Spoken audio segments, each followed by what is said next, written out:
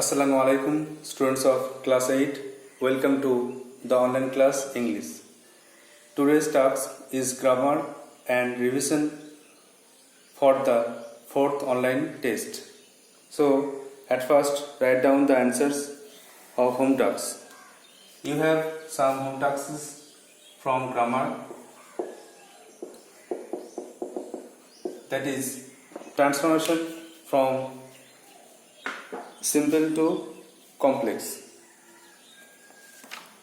So at first take out your copy in which you wrote down the questions, the transformation simple to complex.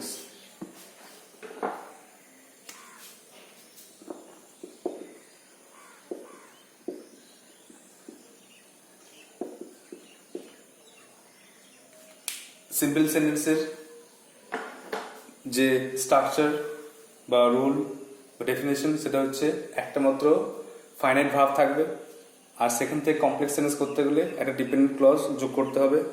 এভাবে কিন্তু transform করতে হবে। আগে rule লেখা আছে, এগুলো দেখবে। হোম টাস্ক ছিল I am sure of his success, আমি নিশ্চিত যে সে সফল হবে। তাহলে অ্যান্সার লিখতে হবে আই এম শিওর দ্যাট, মানে একের দাগে শিওরটা হতে পারে I am sure that, আমি নিশ্চিত যে he will succeed, আমি নিশ্চিত যে সে সফল হবে। তবে নেক্সট দেখো,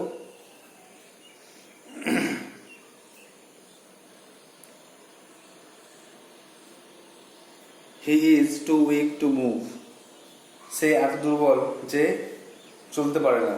তাহলে সো দ্যাট দিয়ে বলেছিলাম করতে, তাহলে he is so weak that he can't move, সে এত দুর্বল যে সে নড়তে চড়তে পারে না বা চলতে পারে না।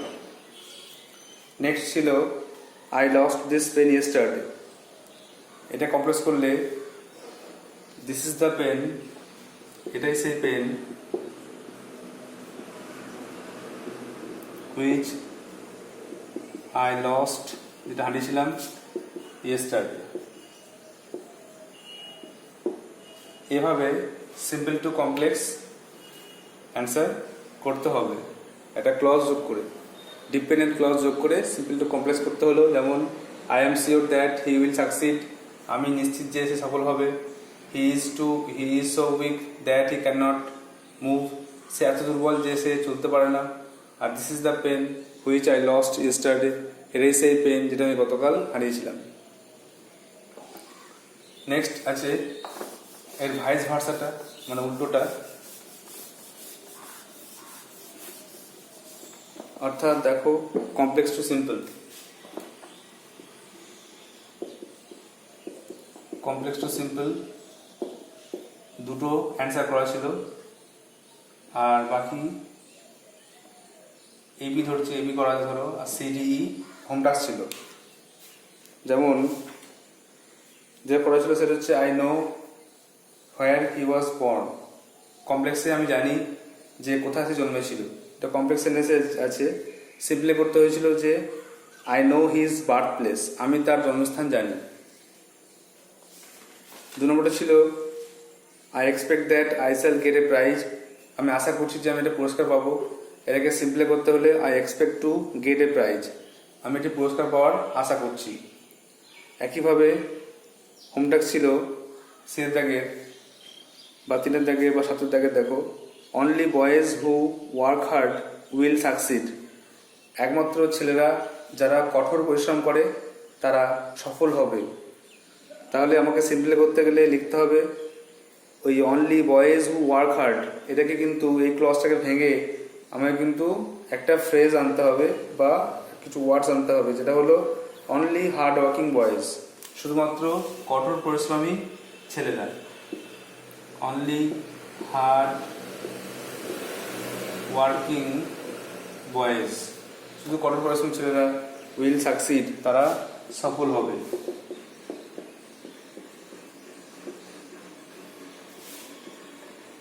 নেক্সট দেখো ছিল give me some water that I may drink, আমাকে কিছু জল দাও যেটা আমি পান করতে পারি। তাহলে দ্যাট আই মে ড্রিঙ্ক এটাকে এই ক্লজটাকে ভেঙে একটা ফ্রেজে বা ওয়ার্ডসে পরিণত করতে হবে, সেটা হলো give me some water, give me some water to drink, আমাকে কিছু জল দাও পান করতে। নেক্সট দেখো ইয়ের দাগের আছে লাস্টেরটা বা 10-এরটা দেখো,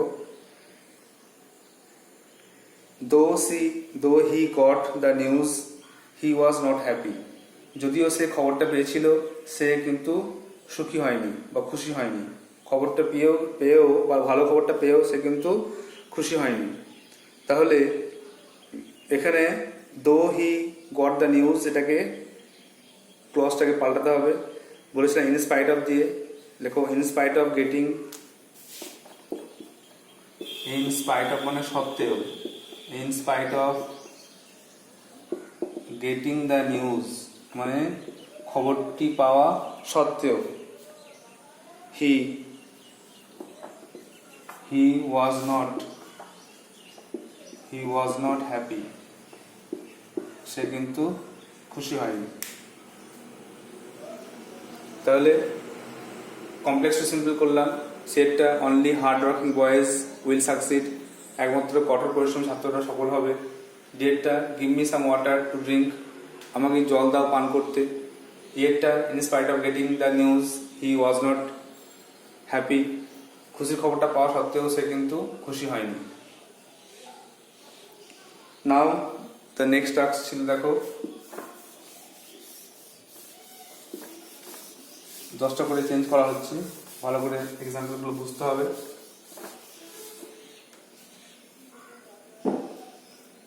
নেক্সট ছিল সিম্পল টু কম্পাউন্ড।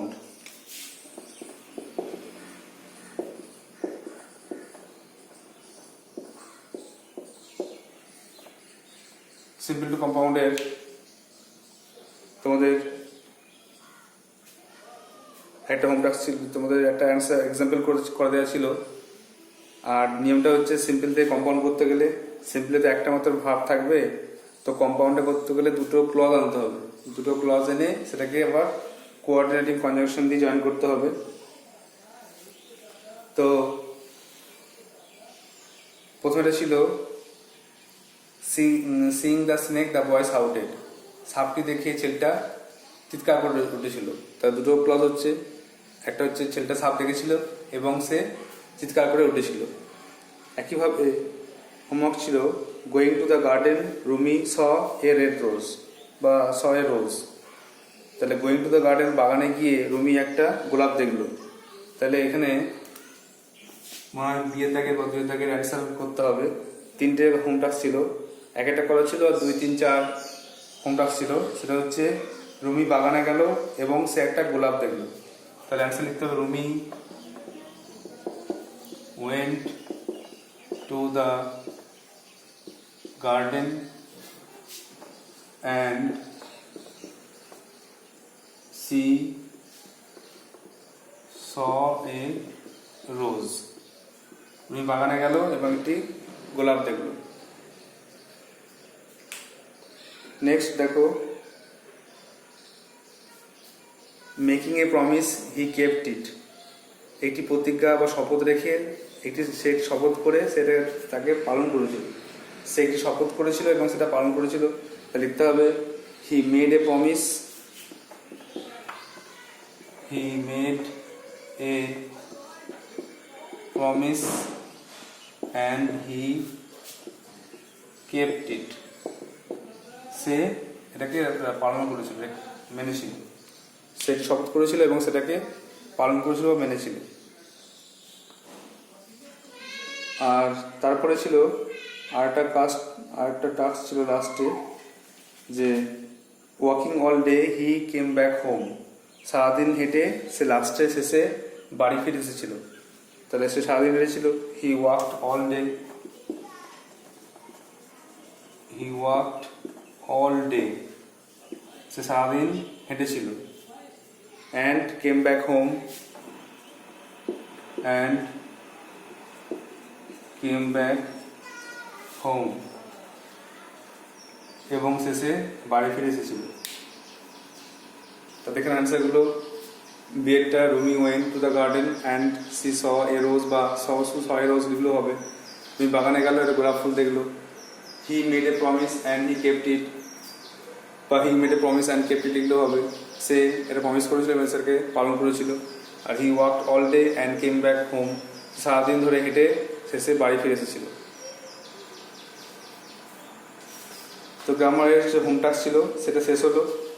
এবার আমাদের যে এক্সাম আছে 4th ক্লাস টেস্ট, তার জন্য একটু রিভিশন করতে হবে।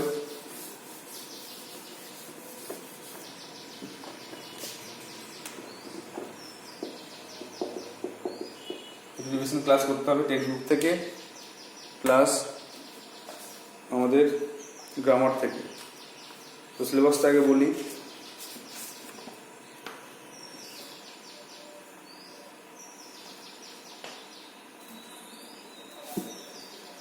সিলেবাসটা হচ্ছে আমাদের লেসন 8 আর 9।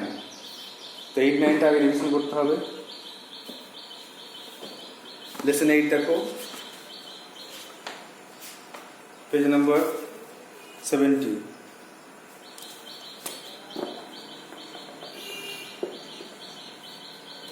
Lesson 8 page number 70। এখানে আছে happy Prince, the happy Prince, সুখী রাজকুমার, সুখী রাজকুমারের গল্প। তো এটা একটা নাটক আমরা দেখলাম। প্রথমে একটা স্টেজ, সেই স্টেজে এই হ্যাপি প্রিন্সের একটা মূর্তি আছে, অনেক দর্শক আছে। তো কিছু ছেলে তারা মঞ্চের সামনে এসে বলছে, এটা কি সুখী রাজকুমারের মূর্তি? তখন স্টুডেন্টও বলছে, হ্যাঁ এটা হচ্ছে সুখী রাজকুমারের মূর্তি। ইনি বাস করতেন শানসুই প্যালেসে। দিনের বেলা তিনি বন্ধুদের সঙ্গে খেলা করতেন, আর রাতেরবেলা তিনি হাসতেন, গান করতেন। তিনি এই প্রাসাদের বাইরে বেরোতেন না। তিনি জানতেন না এই প্রাসাদের বাইরে লোকেরা আনন্দে আছে না দুঃখে আছে।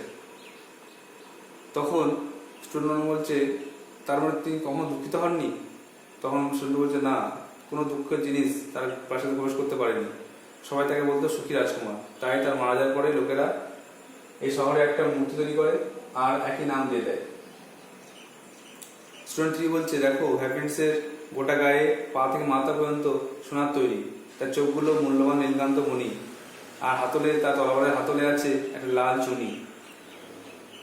তখন স্টুডেন্ট 2 বলছে, এই শহরে সবাই হ্যাপিনেসকে ভালোবাসে। তিনি হয়তো লোকেদের খেয়াল রাখতেন না, কিন্তু লোকেরা তার খেয়াল রাখতো।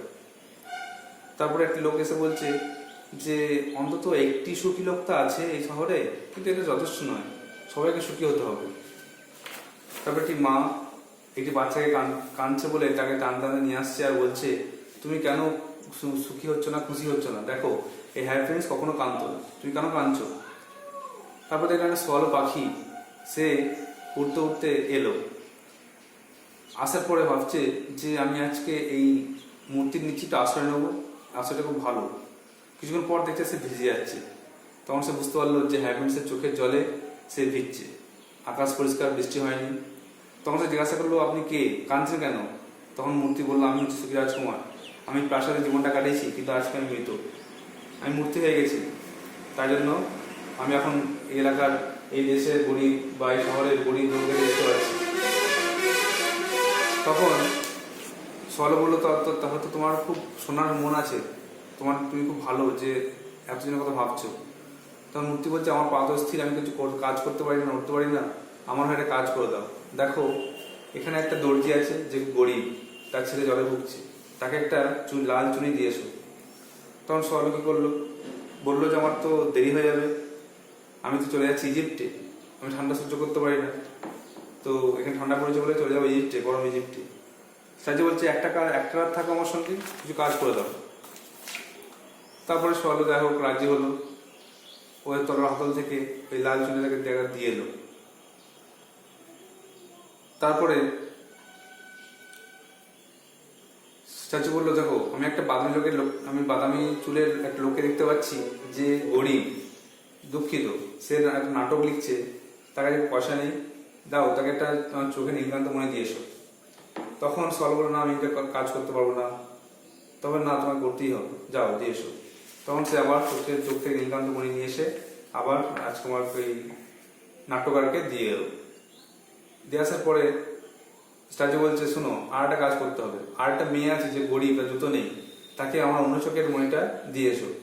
তখন সল বললো না আপনি তো অন্ধ হয়ে যাবেন। যাই হোক সেও তাকে লাস্টে এই কাজটাও তাকে করতে হলো, চোখের নীলকান্ত মণিটা তাকে মেয়েটাকে দিয়ে আসতে হলো। তারপরে সল বললো দেখুন আপনি তো এখন অন্ধ হয়ে গেছেন, তখন তাই আমি আপনার সঙ্গে সারা জীবন থাকবো, আমি আর কোথাও যাবো না। তখন স্ট্যাচু দাও তাহলে একটা কাজ করো, এই শহরের উপর দিয়ে উড়ে এসো, আর দেখো যদি কেউ দুঃখিত লোক থাকে আমাকে বলবে। তখন সে দেখলো একটা একদম ভিখারি, তারা দুঃখিত, তারা খাবার নেই। তখন সল এসে বললো, আর স্ট্যাচু কি করলো না তার গোটা গায়ের সোনাটা তাকে দিয়ে আসতে বললো। ভিখারিরা সেই সোনা পেয়ে তারা খাবার খেয়ে নতুন পোশাক পরে আনন্দ করতে লাগলো। শেষে সল এসে বলতে লাগলো রাজকুমার আমি আসছি, আমি চলে যাচ্ছি। তখন স্ট্যাচু বলছে আমি খুশি যে তুমি চলে যাচ্ছি ইজিপ্টে। তখন সল বলছে না না আমি যাচ্ছি না ইজিপ্টে, আমার ঠান্ডা লেগে গেছে, আমি মরতে যাচ্ছি, আমার মরার টাইম এসেছে। মারা গেল। দিয়ে শহরের মেয়র এলো, কাউন্সিল এলো, তারা দেখলো যে একটা মৃত পাখি পড়ে আছে। তখন তারা বললো নতুন আইন তৈরি করতে হবে, যাতে কোনো দুঃখের জিনিস বা কোনো পাখি এখানে মরতে না পারে।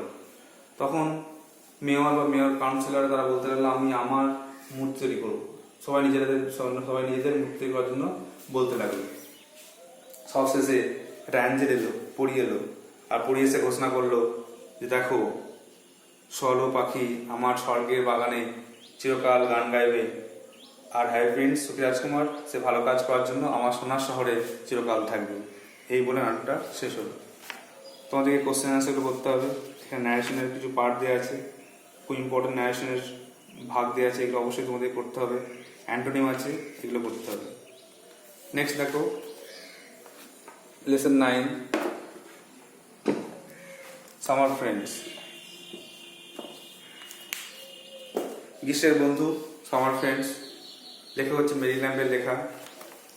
তো সোয়ালো হচ্ছে summer bird, swallow summer bird, সোয়ালোকে বলা হয় গ্রীষ্মের পাখি। সে ঠান্ডা সহ্য করতে পারে না, গ্রীষ্মকালে থাকে, আবার শীতকাল এলে চলে যায়। তো সোয়ালো গ্রীষ্মের পাখি, সে আমাদের চিমনিতে বাস করে। চিমনি মানে যেখানে ধোঁয়া বেরোয়, রান্না বান্না হয়, ধোঁয়া বেরোয়, সেখানে চিমনি বলে। যখন আবহাওয়া থাকে সুন্দর উষ্ণ, তখন তার কিচিমিচি আওয়াজ শোনা যায়। যখন শীতের দিন আসে তখন আমাদের প্রিয় অতিথি চলে যায় উড়ে, এবং তার মতনই আমরা দেখতে পাই অনেক সুসময়ের বন্ধু, তারাও একই কাজ করে। আর এই ঠান্ডা শীতল দিনে মানুষের কাছে থাকে চড়ুই পাখি, পূর্ণ বন্ধুর মতো।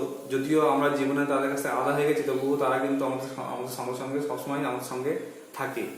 আমাকে পাখি দাও, আমাকে বন্ধু দাও, যে আমাকে এই হিমে বা শীতে গান গেয়ে শোনাবে আর দুঃখে ভালোবাসবে। আমার আজকে যতই দুর্ভাগ্য হোক না কেন, কালকে সে আমাকে স্বাগত জানিয়ে আপন করে নেবে। এটা হচ্ছে পোয়েমটা। এখান থেকে এমসিকিউ আছে, complete sentence, question answer, clause question আছে, এখানে ন্যারেশনও আছে, ট্রান্সলেশন আছে, এইগুলো ভালো করে করতে হবে। নেক্সট দেখো গ্রামার।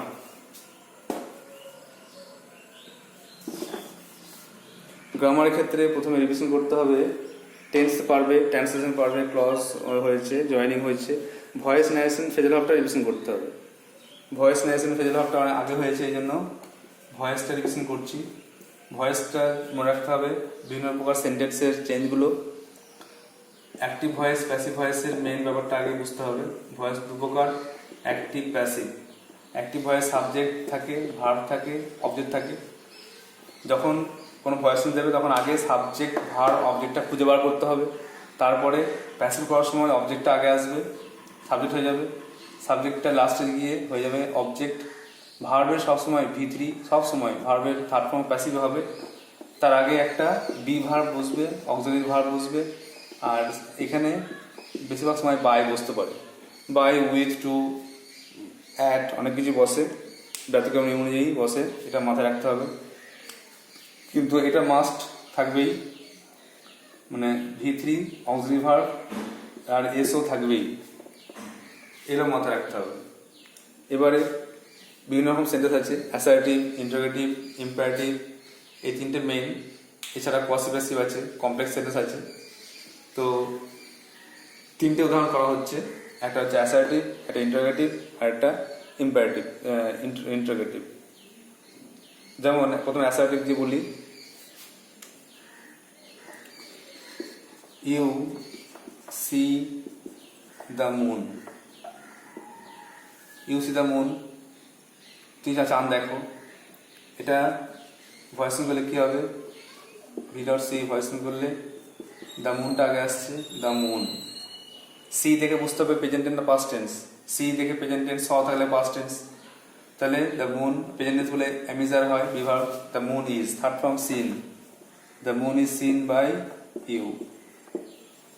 যদি কোশ্চেন করা হয়, কোশ্চেন করলে কি হবে? Do you see the moon? Do you see the moon? তুমি কি চাঁদ দেখতে পাও? এটা ভয়েসিং করলে কি হবে? Do you see the moon, এটাকে ভয়েসিং করলে মনে রাখতে হবে যে সাবজেক্ট ভার্ব অবজেক্টের পরে অক্সিলারি ভার্ব কি বসে সেটা আগে চলে আসবে। এখানে দেখো ডু মানে প্রেজেন্ট টেন্সে আছে, তাহলে তার মুনের পরে অক্সিলারি ভার্ব প্রেজেন্ট টেন্সে ইজ বসে, সেখানে বসে যাবে কি? Is the moon. যদি অবজেক্ট না থাকে তাহলে অবজেক্টের পরে কি বসে বুঝতে না পারলে প্রেজেন্ট টেন্সে ওয়াজ, ইজ, পাস্ট টেন্সে ওয়াজ, এগুলো নিয়ে আসবে। তাহলে is the moon, third form কি হবে? সিন, আর তারপর বাই ইউ। আর অবশ্যই কোশ্চেন মার্ক বসবে। Is the moon seen by you, অবশ্যই কোশ্চেন মার্কটা বসবে, কারণ এখানে ইজ দিয়ে শুরু হচ্ছে। তো এটা হচ্ছে অ্যাসার্টিভের নিয়ম, এটা ইন্টারোগেটিভের নিয়ম। আর আরেকটা যেটা আছে সেটা হচ্ছে ইম্পারেটিভ। ইম্পারেটিভ বেশিরভাগ লেট দিয়ে করতে হয়। ডু ইট দিলাম, ডু ইট, এই কাজটা করো। তাহলে অ্যান্সার করতে হবে লেট দিয়ে। প্রথমে লেট আসবে, তারপরে অবজেক্ট, তারপরে বি, বি ভার্বটা প্লাস V3। তাহলে let it be done. Do ইটটা হয়ে গেল লেট ইট বি ডান। একইভাবে open the door, let the door be opened. এইভাবে একটা করে এক্সাম্পল মনে রাখবে। যেভাবে সিম্পলভাবে করালাম, এগুলো একটা করে এক্সাম্পল যদি মনে রাখো তাহলে কিন্তু ব্যাপারটা বুঝতে সুবিধা হবে।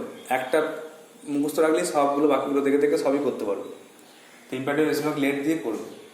এছাড়া কমপ্লেক্স সেন্টেন্স দুটো ক্লাস, দুটো ভয়েস করবে। আর পসিভ প্যাসিভ আছে, পসিভ প্যাসিভটাও একই রকম করবে। পসিভ প্যাসিভটা একটা দেখাই, দু রকম আছে পসিভ প্যাসিভ ভয়েস।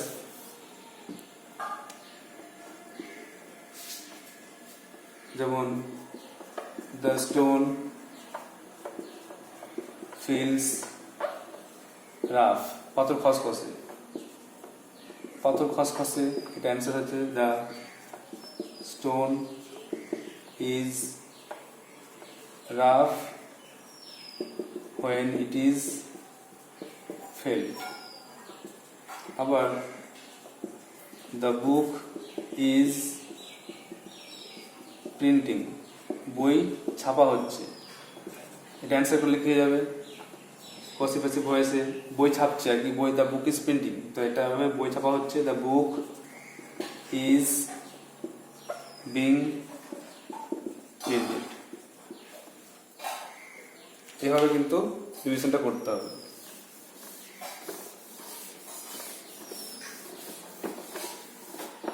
নেক্সট দেখো ন্যারেশন।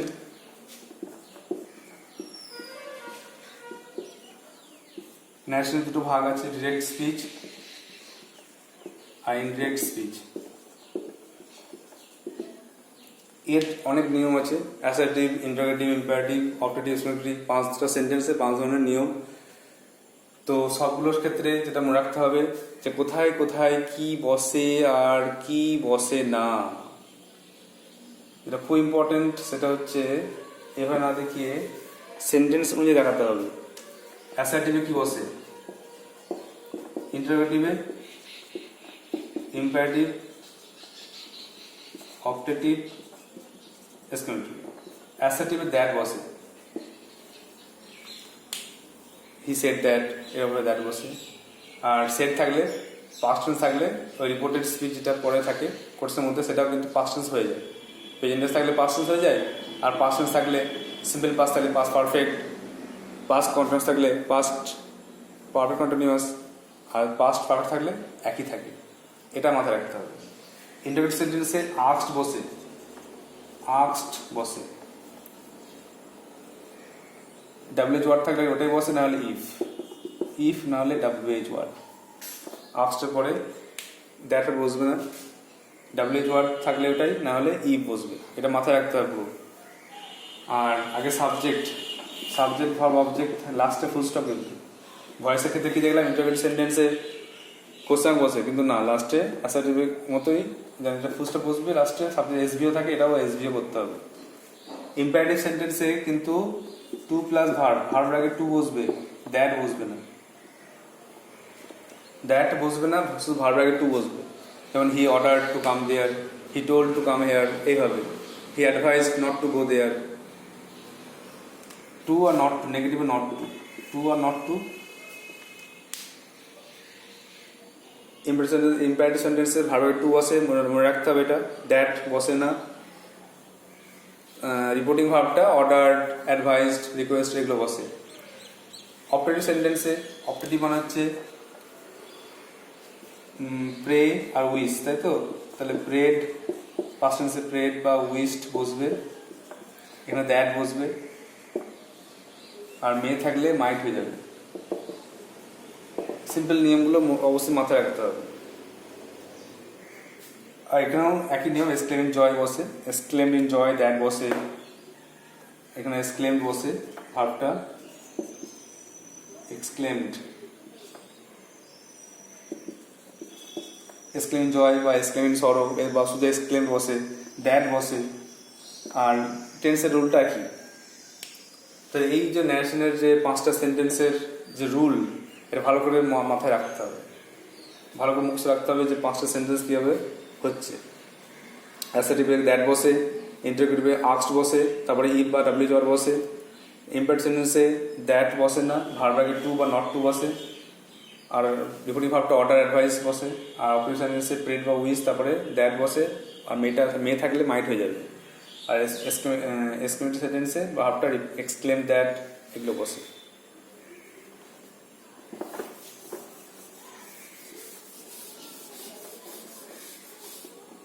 নাও দেখো ফ্রেজাল ভার্ব।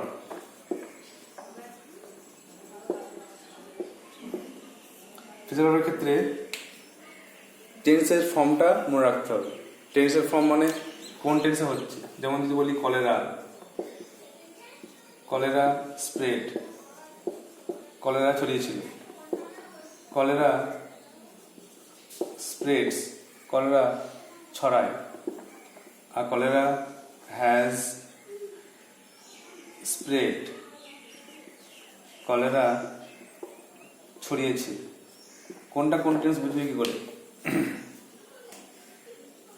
এরকম কোশ্চেন থাকে, আন্ডারলাইন থাকে, আর অপশন থাকে ব্র্যাকেটে, break out, break out, break into বা ব্রেক ইন, যা কিছু অপশন থাকবে। তো এটা স্প্রেড হয় ব্রেক আউট, কিন্তু আমাকে ফর্মটা মনে রাখতে হবে।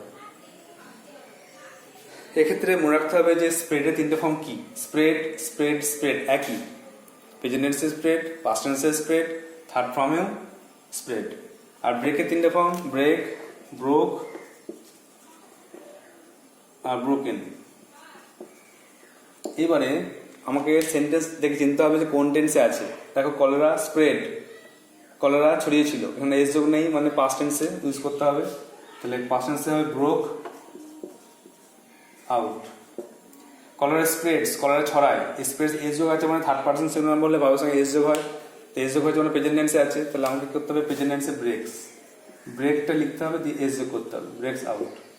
আর কলেরা হ্যাজ স্প্রেড, কলেরা ছড়িয়েছে, হ্যাজ থাকা মানেই, একটা অক্সিলারি ভাব থাকা মানেই কিন্তু বুঝতে হবে যে এটা থার্ড ফর্মে আছে। কেন না, মেন ভার্বের আগে, মানে ভার্বের আগে অক্সিলারি ভাব থাকলে থার্ড ফর্ম হয়। প্যাসিভ ভয়েসে জানা বুঝতে পারছো, প্যাসিভ ভয়েসে বি ভার্ব আর অক্সিলারি ভাব বসে, থার্ড ফর্ম বসে।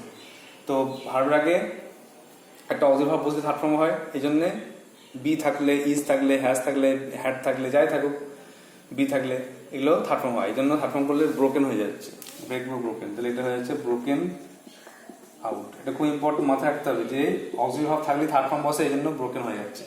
এইভাবে কিন্তু ফর্মগুলো মাথায় রেখে কাজ করতে হবে, অ্যান্সার দিতে হবে। যদি থাকে আইএনজি, তাহলে আইএনজি যোগ করতে হবে। এইভাবে তোমাদেরকে যেগুলো অ্যান্সার লেখানো, যেগুলো লেখানো হয়েছে ফ্রেজাল ভার্ব, সেগুলো ভালো করে দেখে নেবে, আর এইভাবে সুন্দর করে প্র্যাকটিস করবে যেন ফর্মটা মেলে। So best of luck for the exam. That's all for today. Thank you.